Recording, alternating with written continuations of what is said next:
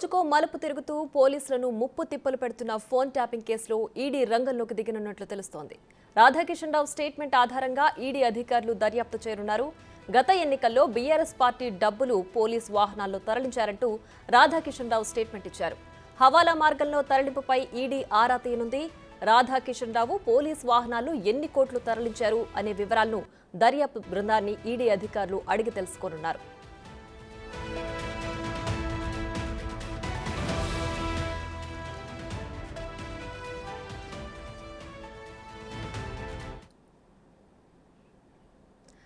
ఇదే అంశానికి సంబంధించి మరింత సమాచారం మా ప్రతినిధి సురేష్ లైవ్ లో అందించడానికి సిద్ధంగా ఉన్నారు. సురేష్, చెప్పండి, ఫోన్ ట్యాపింగ్ వ్యవహారంలో ప్రస్తుతం ఈడీ రంగంలోకి దిగనున్నట్లుగా తెలుస్తోంది. దీనికి సంబంధించి డీటెయిల్స్ ఏంటి?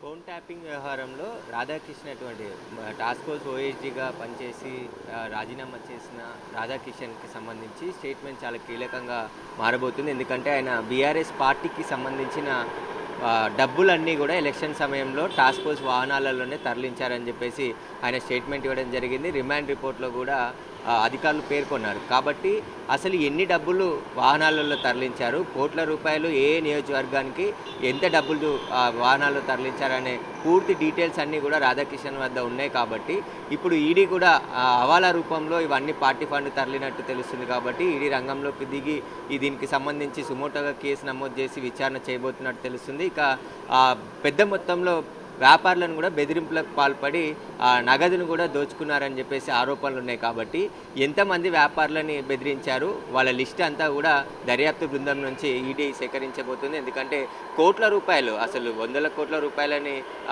పార్టీ ఫండ్గా ఇప్పించే విధంగా రాధాకిషన్ రావు ప్రయత్నించాడు. కాబట్టి ఇక్కడ భుజంగారావు చాలా కీలకంగా ఉన్నారు. భుజంగారావు కూడా చాలామంది వ్యాపారులను, రియల్ ఎస్టేట్ వ్యాపారులను తన కార్యాలయానికి పిలిపించి బెదిరింపులకు పాల్పడి తాము చేసే దందాలకు సహాయం చేయాలి, మాతో సహకరించాలని చెప్పేసి కూడా ఆయన బెదిరించిందని చెప్పేసి స్వయంగా ఓ రియల్ ఎస్టేట్ వ్యాపారి ఫిర్యాదు చేయడం జరిగింది. అయితే భుజంగారావు రాధాకిషన్రావుకి సంబంధించి ఇద్దరు ఎంతమంది వ్యాపారులను బెదిరించారు, ఈ బీఆర్ఎస్కి సంబంధించిన పార్టీ ఫండ్ అంతా కూడా ఎలక్షన్ల సమయంలో పోలీస్ వాహనాల్లో డబ్బులు తరలిస్తున్నారని బహిరంగంగానే ప్రతిపక్ష నాయకులు ఆరోపించారు.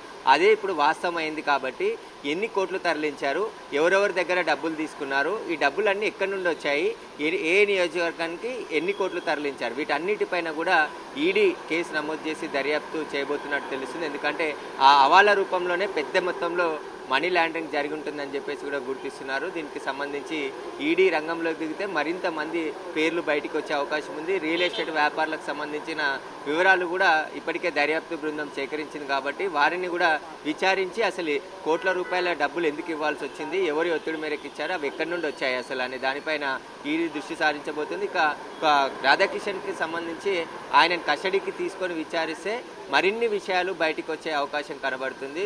టాస్క్ ఫోర్స్ అనేది ఎలా పనిచేసింది, ఎంతమంది టీంలో ఉన్నారు, ఎవరెవరి దగ్గరికి వెళ్ళారు, ఏ టైంలో ఎంతమంది దగ్గర డబ్బులు వసూలు చేశారు, వీటన్నిటిపైన కూడా ఈడీ దర్యాప్తు చేస్తే మొత్తం అన్ని విషయాలు కూడా బయటకు వచ్చే అవకాశం కనబడుతుంది. ఎందుకంటే కోట్ల రూపాయల లావాదేవీలు జరిగాయి, ఇదంతా కూడా అన్అకౌంట్ మనీగా ఉంది. కాబట్టి వ్యాపారుల నుంచి ఏ విధంగా తీసుకున్నారు, వ్యాపారులకు ఏ సమయంలో బీఆర్ఎస్ పార్టీకి ఈ ఇల్లీగల్గా ఇచ్చిన అమౌంట్ అంతా దానిపైన కూడా విచారించే అవకాశం కనబడుతుంది.